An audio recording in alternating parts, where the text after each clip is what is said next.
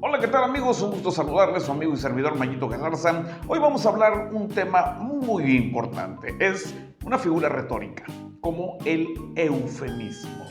Y según el diccionario de la Real Academia Española, es la manifestación suave o decorosa de ideas cuya recta y franca expresión sería dura o malsonante. Otra interpretación es la palabra o expresión usada en circunstancias ordinarias como sustituta de una palabra tabú. Y la Biblia Reina Valera usa mucho eufemismo. Obviamente, quizás en los tiempos de Casiodoro y Cipriano se les hizo complicado poner algo que tal vez sería malsonante o algún tabú y decidieron poner otra palabra en sustituto de esa. Por ejemplo, la palabra conocer. En Génesis 4:1, cuando dice conoció Adán a Eva. Ya se conocían, pero lo que está tratando de decir es que tuvieron intimidad. Para entender esto, bueno, podemos usar versiones actualizadas como la Nueva Traducción Viviente, la Nueva Versión Internacional, Dios habla hoy, traducción del lenguaje actual, Palabra de Dios para todos. Nos vamos a dar cuenta que ellos sí ponen de una manera ordinaria la palabra relaciones sexuales. Y otra expresión que encontramos también en la Reina Valera es cubrir los pies, que habla de hacer sus necesidades. Es decir, los judíos usaban las túnicas y cuando iban a hacer sus necesidades levantaban de la parte de atrás y obviamente la parte de enfrente se cubría. Por eso era cubrir los pies, aunque en las versiones actualizadas sí lo maneja como hacer del baño o realizar sus necesidades. Y otra palabra que encontramos es dormir, que es, según el diccionario de la Real Academia Española, hallarse en el estado de reposo que consiste en la inacción o suspensión de los sentidos y de todo movimiento voluntario. En Hechos 7:60, cuando habla Esteban y dice, perdónales este pecado, y dice, y luego durmió. Pero las versiones actualizadas sí lo mencionan como, y murió. Y hablando de palabras tabú, por ejemplo, las relaciones sexuales en la Biblia lo maneja de esta manera. Aparte de conocer, también existían palabras como tocar, echarse y llegado.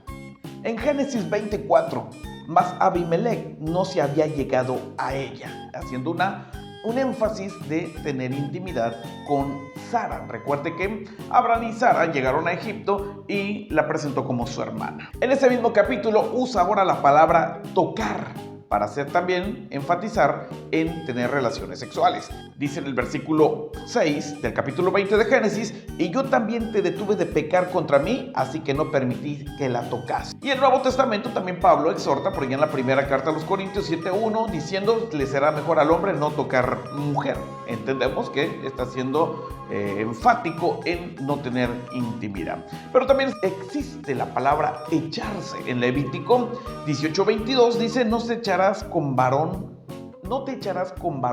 como si fuese mujer. Bueno, entendemos perfectamente a qué se está refiriendo. Otro más, y aquí nos detenemos un poquitito, es descubrir la desnudez. Y dentro de los mandamientos que en la Torá venían, hablaba precisamente de ello. En Levítico 18 da una lista de no descubrir la desnudez y empieza a hablar con la mujer de tu padre, no descubrir a la mujer, la hija de tu madrastra, no vas a descubrir la desnudez, no vas a descubrir la desnudez de tu nieta. Pero en realidad no era descubrir la desnudez, sino era un eufemismo para referirse a no tener relaciones sexuales con estos mandamientos que estaba diciendo el Señor. Así que cuando lees una versión actualizada, por ejemplo, Levítico 18:8, en la Nueva Traducción Viviente, dice, no tengas relaciones sexuales con ninguna de las esposas de tu padre, porque eso deshonra a tu padre. Y asimismo los demás, te vas a dar cuenta que tiene que ver con relaciones sexuales. Ahora, muy bien, ¿qué sucede con Génesis 9:18 hablando de Noé? ¿Te acuerdas de Noé?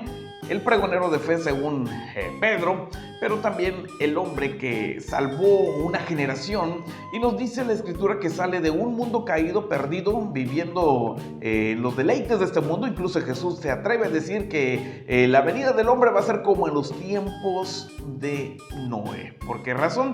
Porque estaban viviendo algo atroz, de tal manera que el Señor decidió eliminar a este mundo porque vivía en un profundo pecado. Y nos dice Génesis 9:18, después que salen del arca, y los hijos de Noé que salieron del arca fueron Sem, Cam, Jafet. y Cam es el padre de Canaán. Hace un énfasis aquí en esto y luego dice, estos tres son los hijos de Noé y de ellos fue llena toda la tierra. Después comenzó Noé a labrar la tierra y plantó una viña. Y bebió del vino, se embriagó y estaba descubierto. Obviamente es un eufemismo para decir estaba desnudo. En su embriaguez, él se desnudó. Dice, en medio de su tienda, en medio de su casa. Y Cam, padre de Canaán, vio la desnudez de su padre y le dijo a sus dos hermanos que estaba fuera. Entonces Set y Jafet tomaron la ropa y la pusieron sobre sus propios hombros y andando hacia atrás, descubrieron la desnudez de su padre, teniendo vueltos sus rostros, y así no vieron la desnudez de su padre. Versículo 24, ojo, versículo 24. Y despertó Noé de su embriaguez y supo lo que le había hecho su hijo más joven y dijo, maldito sea Canaán, siervo de siervos será de sus hermanos. ¡Wow! ¡Qué fuerte! Hay varias interpretaciones de esto. El comentarista Rachi, judío, cuyos escritos se leen hasta el día de hoy en las escuelas rabínicas de Israel, él tiene dos posturas o dos interpretaciones en relación a la desnudez de Noé. Número uno, dice, quien vio la desnudez de su padre es que sucedieron probablemente dos cosas. Una, hay maestros quienes dicen que lo castró y otros dicen que lo sodomizó. Y esta frase de vio la desnudez va derivado del versículo 24 cuando Noé vio lo que le había hecho. Es decir, una persona briaga puede estar desnuda y ni cuenta se da. Es lo que dice Proverbios, ¿no? Que voy a la taberna, me golpean y no sé ni qué me pasó, pero voy a seguir tomando.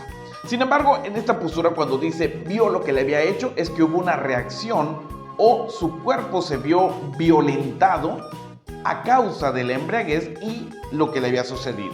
Según el comentarista Rachi, vio la desnudez de su padre no puede ser entendida literalmente, ya que explícitamente se dice a continuación en el versículo 24 que Noé se dio cuenta de lo que le había hecho su hijo menor, frase que obviamente se refiere a un acto. La expresión vio se toma como un eufemismo de cualquiera de estos dos actos. El sabio que afirma que lo castró se apoya en el hecho de que en el versículo 25 Noé maldice a Canaán, que era el cuarto hijo de Cam. Qué interesante poder ver esto porque, número uno, las dos posturas tienen algo de lógica. Los hijos vienen de una generación caída, donde una liberalidad, un pecado muy liberal, y probablemente que lo haya sodomizado tiene lógica. Los hijos vienen de una generación caída. Por otro lado, que lo castró salió de 600 años, es decir, todavía podía fructificar.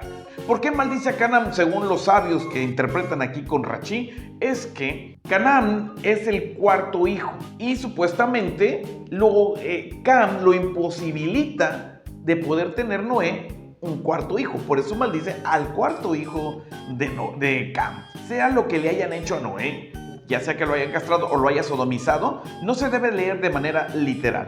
Algo que debemos entender es que debemos honrar a nuestros padres. Así que esto queda para enseñanza, mi amada familia. Gracias por haber seguido este pequeño video. Que Dios los bendiga rica y abundantemente.